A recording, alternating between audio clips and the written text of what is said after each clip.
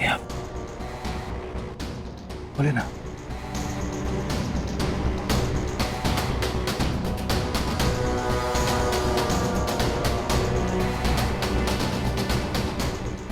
समझ गया मैं।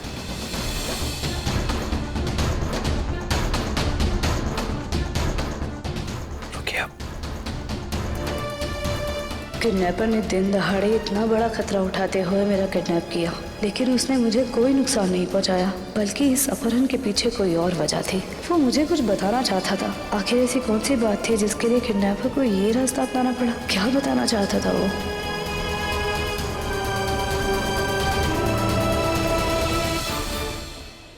सर, संध्या जी को होश आ गया है।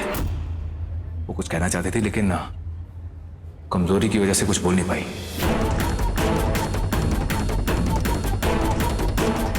इसलिए मैं कुछ बोलना चाहता हूँ उनकी तरफ से। बताइए मिस्टर राकेश, संध्या का पहला स्टेटमेंट पुलिस डिपार्टमेंट के लिए बहुत इंपॉर्टेंट है। बोलिए। जी मंत्री जी, संध्या जी के लिए इतनी चिंता, उनकी जान बचाने के लिए उन्होंने आपको धन्यवाद कहा है, और साथ ही साथ ये भी कहा है कि अब उनको अपनी सुरक्षा नहीं चाहिए। मतलब कहने का मतलब ये है कि अब सारा पुष्कर उनका अपना ही है, और ऐसे में लोगों का गुस्सा जायज है, क्योंकि गुस्से में भी अपनापन है। तो अपनों से भला कैसी सुरक्षा? आज नहीं तो कल सब ठीक हो जाएगा। इसलिए उन्होंने साफ साफ अल्फाज में कहा है कि आपको उनकी चिंता करने की, मतलब उनकी सुरक्षा की चिंता करने की जरूरत ना है। ठीक। ये तो उनकी मानता है सब कुछ।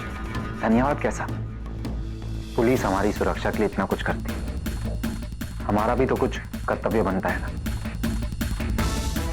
देखिए सूरज जी, माहौल बहुत बुरा हो गया।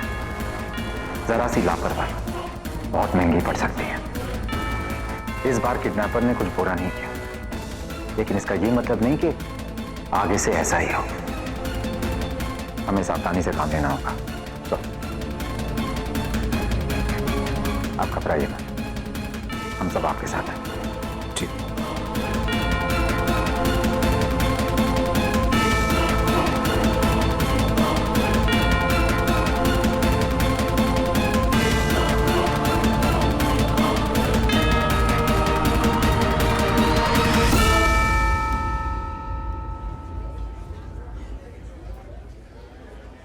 सूरज जी, इतना सब होने के बाद घर में सब कितने परेशान हो रहे होंगे ना। आप ना उन्हें मेरी अपहरण होने वाली बात मत बताना। नहीं, आप चिंता मत कीजिए, बात वो नहीं है। डर है तो सिर्फ इस बात का है जो आपने मीडिया में बयान दिया। अगर वो बात भाभू ने सुनी होगी तो उस पर क्या गुजरेगी? सूरज जी, आपने मुझे सच का रास्ता दिखाया है ना, और हिम्मत दी थी कि सच बोलने के बाद सब जगह सुकून होगा, शांति होगी। फिर अब डरने की क्या बात है?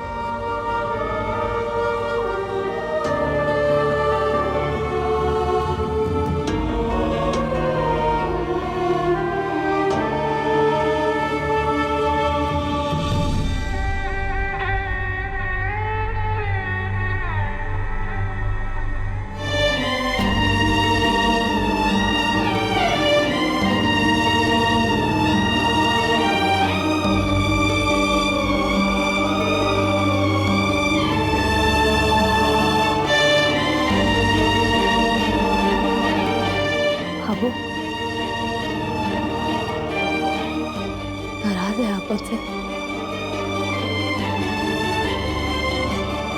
बाबू, बात कीजिए ना मुझसे।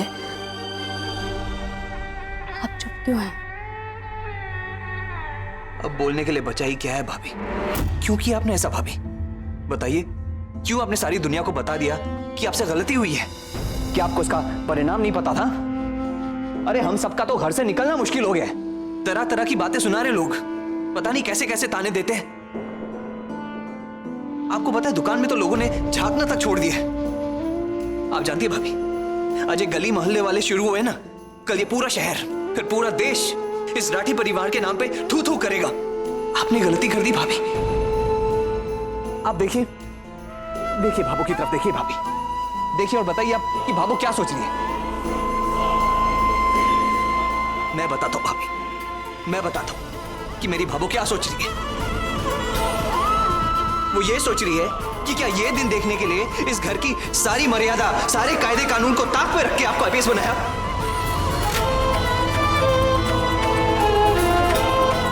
भाभी मैं जानता हूं कि आपने बहुत मेहनत की आईपीएस ऑफिसर बनने के लिए, हम सब जानते हैं, लेकिन सिर्फ आपने मेहनत नहीं की, हम सब ने की, इस पूरे घर परिवार ने की, अरे सूरज भैया ने भी की। लेकिन आप मुझे यह बता सकती हैं, आपका सपना पूरा करने के लिए हम सब ने कहीं ना कहीं, कभी ना कभी कुछ तो त्याग किया होगा।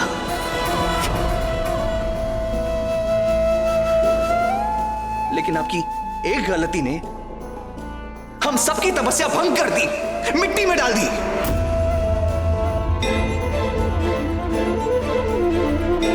आप बस मुझे अब इतना बता दीजिए भाभी कि आपके सच बोलने से क्या हो गया, क्या बदल गया? आरजू ठीक होके घर आ गई?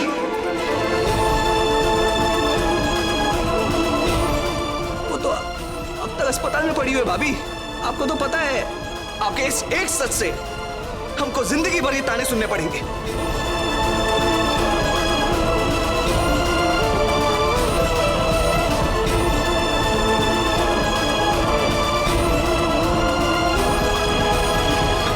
मैं अपने परिवार को अपने हर किए का जवाब देने के लिए तैयार हूं।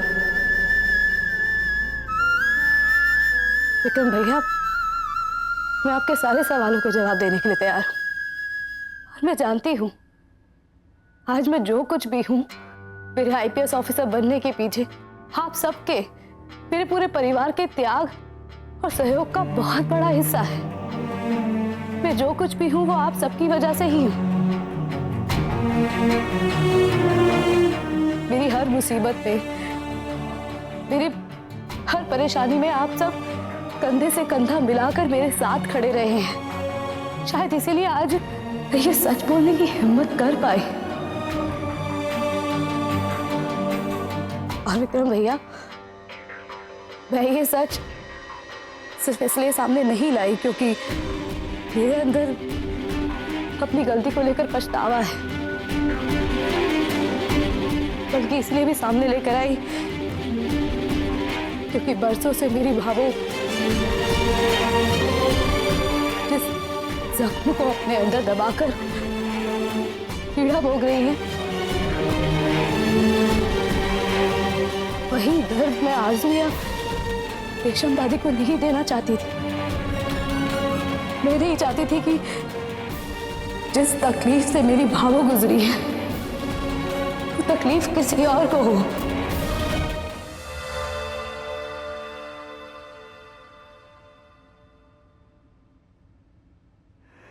भावो अपने जिस जख्म को इतने सालों से अपने अंदर दबा के रखा,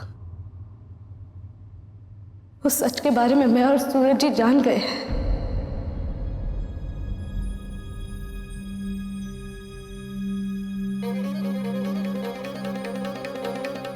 हाँ बाबू, बचपन में आपने अपने भाई को सरहद पर खोया।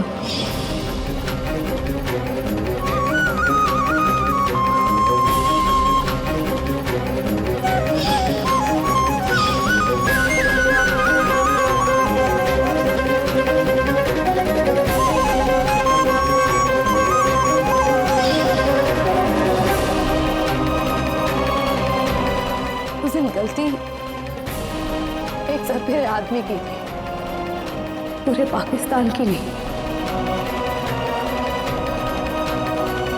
लेकिन आपके अंदर आज भी पाकिस्तान और पाकिस्तान के लोगों के लिए कड़वाहट है। मैं नहीं चाहती थी बाबू कि वह पाकिस्तान में भी आपके जैसी एक भावों के अंदर ये जहर पनपता रहे, ये कड़वाहट हो मेरे और हमारे देश के प्रति, मेरे देश के लोगों के प्रति नफरत हो उसके दिल में। इतने सालों तक आप ये दर्द अपने अंदर रखती आई है। कितनी तकलीफ हुई होगी ना बाबू आपको। ये तकलीफ मैं किसी और को कैसे दे देती। मेरी इज्जत, मेरे सम्मान से बड़ा देश का सम्मान है। उसके साथ खिलवाड़ कैसे होने देती भाभो?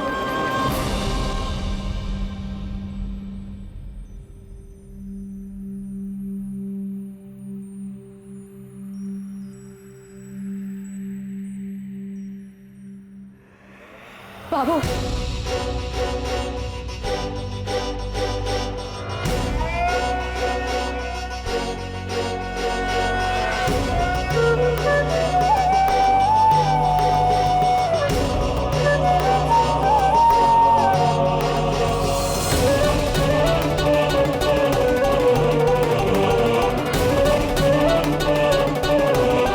आपके भाई मुरली को मारने वाला आपके लिए गुनहगार है। मेरे हाथों से भी जाने अनजाने नहीं सही, लेकिन ऐसे ही कुछ गुनाह हुआ है। तो क्या आपके लिए भी मैं गुनहगार हूं?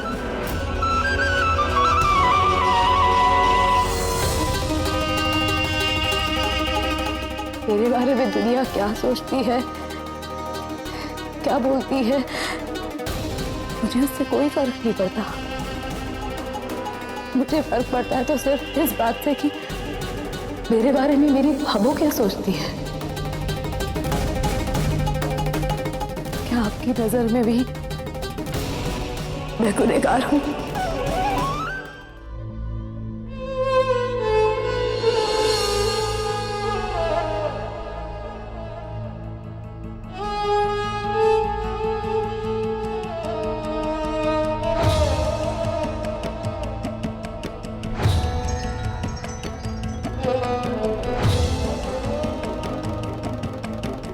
ना बेटी, तू गुनहगार ना है, तारो कोई कसूर ना है। कदे कदे परिस्थितियां मजबूर करते हुए इंसान ने हादसों पर किसी का जोर न चले। उस दिन हमारे भाई मुरली के साथ भी यही हुआ। आज थारे साथ भी यही कमजोर पल आया है। मन ने थारे से कोई शिकायत को नहीं। तू गुनहगार को नहीं बेटी, थारो कोई कसूर को नहीं।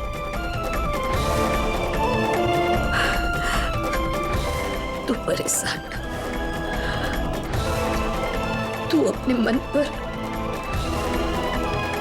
ये बोझ न ले।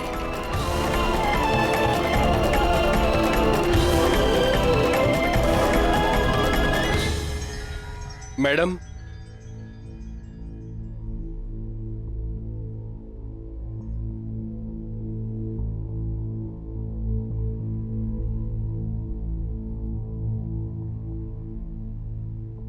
मैडम आपके लिए लेटर लाया हूं।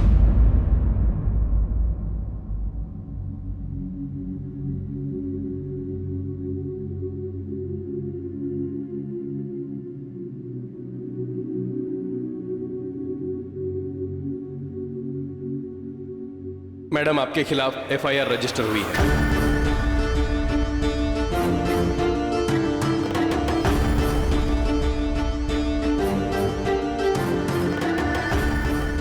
और उसकी जांच के लिए मैजिस्ट्रेट ने इंक्वायरी बिठाई है।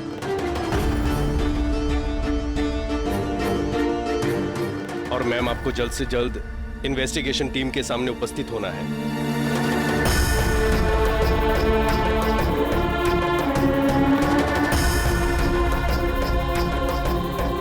आप जाइए, मैं आती हूँ।